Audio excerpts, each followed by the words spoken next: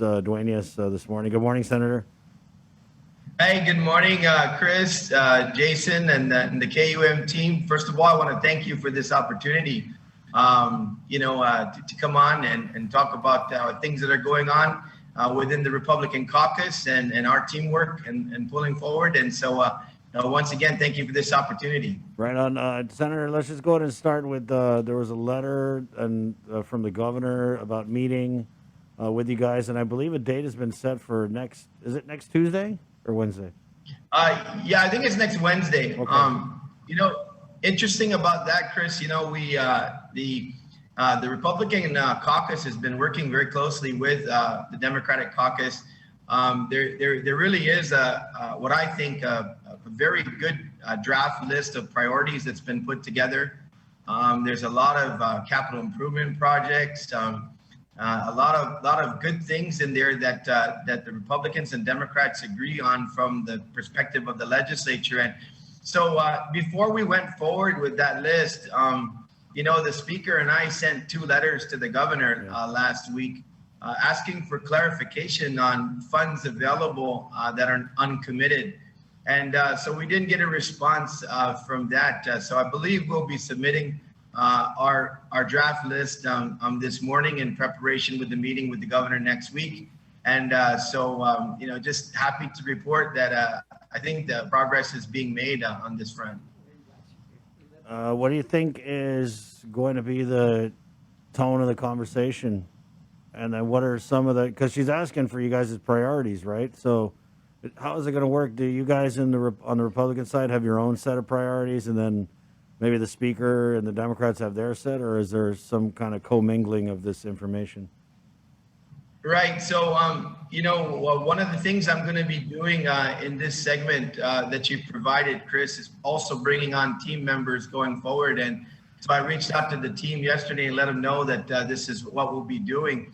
Senator Moylan responded right away with, hey, can you mention that the governor has written me back a letter with regard to my thoughts on the initiatives that he introduced, the bills that he introduced, get Guam moving. And so he's had some very positive progress individually. Many of us, have bills that are working through the system. So I think first, Chris, we're starting with the bills that we've introduced.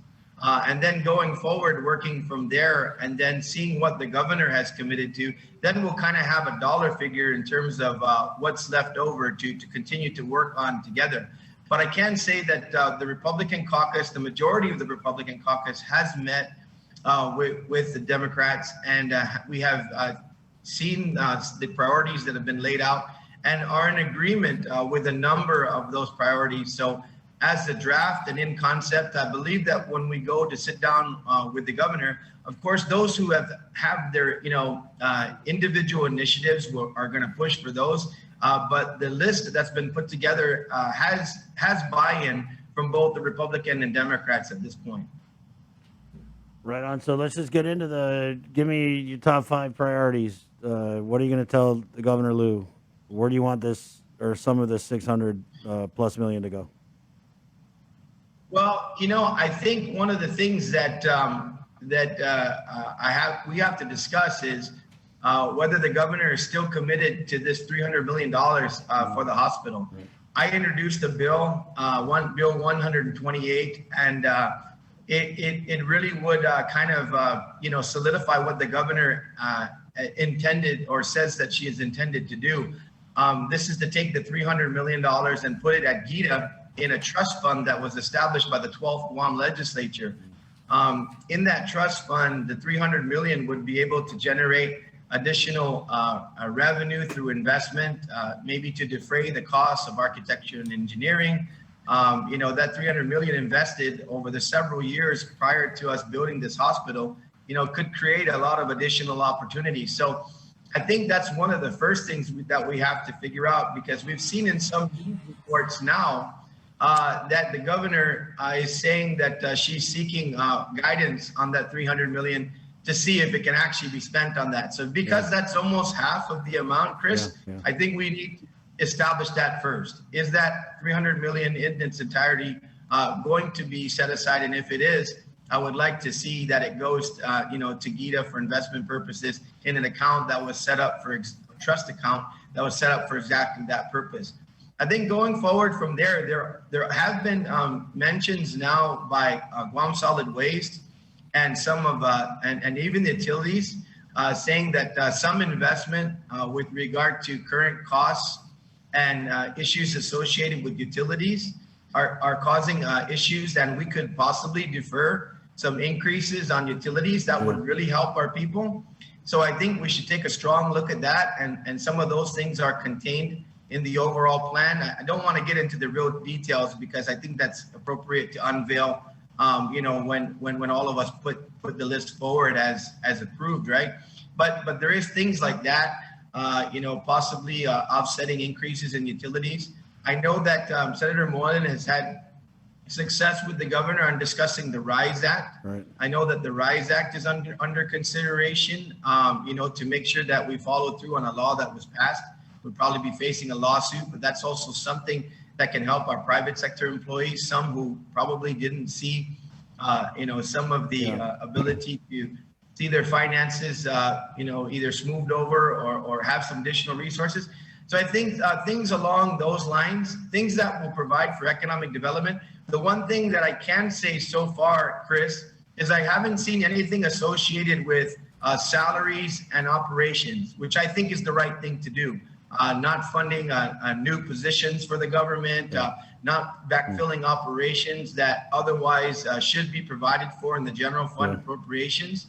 And so, so far, it looks like a lot of the priorities really are about capital improvements and making sure that we can make it easier on our people in areas such as utilities and other infrastructure projects. Senator, where did you see that that they were trying to see if the guidance for the ARP funds would allow them to build a new hospital? Did they put out a letter? Or? Yeah, it was. I don't know how much. I don't know what news organizations allow for, talking about reports on other news organizations, but it was on another media outlet. Okay. I thought I saw something. Which kind of made me laugh because it's like we didn't check that before we started talking to them and committing this money to build this new hospital. Because it kind of seemed like... I was a little interested. It seems like it came out about a week after I introduced my bill.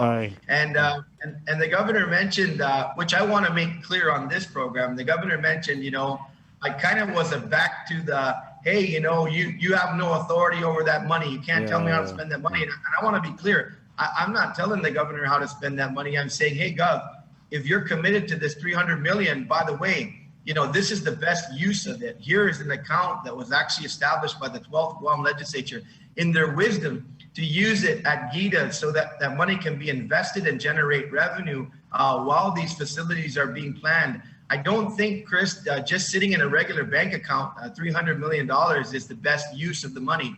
So I wasn't telling the governor what to do with the money. I was saying, hey, if you're still committed to this and you've got the guidance, then put it in the trust fund at GITA so that we can make the people of Guam's money work for us. What did you make of this? Crystal Placos and Augustine is on the record saying that that the governor was now seeking guidance. I remember now. Yeah. Which I mean, this whole new hospital thing. I mean, and it has been a discussion, but not at this level, for years now. But it kind of seemed like this, out of the blue. I mean, the governor just popped up one day. It's like, I want to build a new hospital in Eagles Field, and everyone's like, what? And now they're doing they've had all these other sites, but they really seem to be pushing this Eagles Field site. But you're right. When I saw that they had to check the guidance, I was like, isn't that the first thing you do? Wouldn't you do that first? Like, hey, can we even use this money? Chris.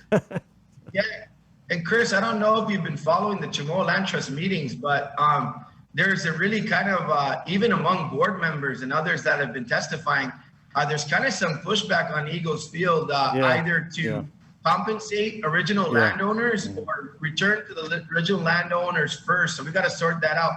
There's also been a lot of public testimony, or at least some public testimony, either by board members or others that have joined those meetings and said, go back to OCA.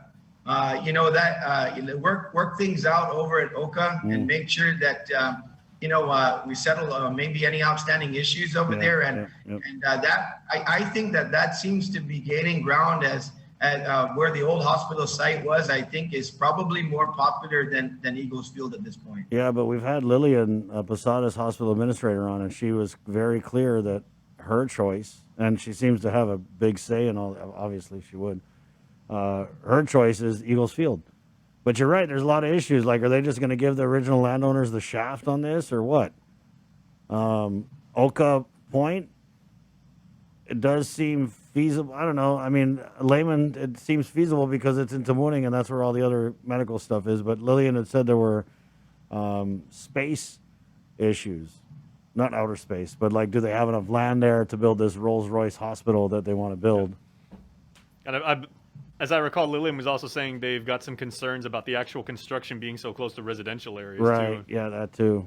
So I don't know. But, I mean, at the end of the day, all this talk doesn't matter if we can't use the $300 million to build the new hospital. Yeah, so here we go, right, Chris? I mean, if you look at any capital improvement projects, and we now have this task force in place, right?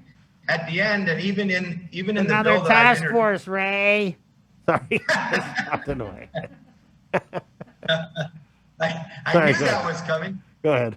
But yeah, so if you look at it, and even the legislation that I've introduced on the 300 million really requires, and it will require on going out for any type of bond issuance. It's going to require legislative approval. So there's going to be a lot of discussion, on where, how, and all of those things. So in the meantime, if we're going to do that with the 300 million, let's make sure that it makes money for us so that we can defray costs. Right. But I think that the location is probably going to be something that is still going to be an active discussion. I'm a little surprised in terms of, residential area and the like on construction. We've seen a lot of construction in that area. There's in the future, there's probably still proposed capital improvements or private improvements in Tumon. So I don't know. I'm not sure that is a strong enough reason. But I tell you what, I think the biggest thing will be what happens if when the decision is being made with original landowners on the property that's being returned on Eagle. That's going to be a big point of contention, I think. Right, because the process is when we get the properties back from the feds, GovGuam's supposed to at least offer it to the original landowners, or? That's correct. I mean, that's what we saw in Teason. That's what we've seen in other areas. Ancestral Lands Commission is supposed to take that up. Of course, yeah. I believe that there are a couple of heirs that have heirs of that property that have come gone out, to ancestral lands and said, hey, look, if this is the plan, we want to talk to you about it. So it's really going to be complex, I think. So I think that location's still up in the air, at least from my perspective. Right, but when I see just all the moving parts, when I see the governor come out and say, this is where I want it, when I see Lillian come out and say, yeah, I'm with you, Gov, I want it there too, it kind of makes me think that that's what they want. And, I don't even know if they factored in the original landowners into this equation. I mean, if they didn't, that's shameful. Right. Yeah. Right. So stay tuned. I think that's going to be a very active. Stay tuned. Miss a link, miss a lot. Well, Senator, it's been good. Thanks. So appreciate it. Look forward to having you back on again. Sure, absolutely. And like I said, besides other team members, the Republican Party chair is also very interested in joining me from time to time on updates from the party and the activity that we have going on. So once again, Chris, thanks. And we'll continue to, most importantly, work on getting the message out in the next week so the people of Guam know and understand that we're prioritizing them when it comes to the expenditure of the rescue plan. And so I don't think we can overstate that. Thanks a lot, Chris. Okay, Senator. Well, hey, Senator, before we let you go, I want to ask again, because you've got both you, Chris, and our Chris here have this uncanny ability to always wear island shirts on the exact same day when you come on. I want to know which Chris has the better island shirt today. Oh, I'm gonna have to give that to the host, man. That's No, a good looking. I defer to you, Senator, because you're wearing purple. It's No, nice. that's you got the colors going on there, and I'm Stop gonna it have some to more. Chris get the victory on this one. Stop it some I'm more. gonna now you've set something up, Jason. I'm gonna probably run out to Macy's today or Tropical Wear or somewhere where I normally There buy you my go. shirts. Injecting capital into the Yeah, go economy. boost the economy. There you go. Okay, Well done, Senator. Senator. There you go. Oh, by the way, in closing, I spent every single dime of my stimulus on Guam. Nice. All right. Making people who didn't get their stimulus a little bit malago, right? Right, Joe, sir? 7:09, 5th of May. Let's keep it going in the Zoom.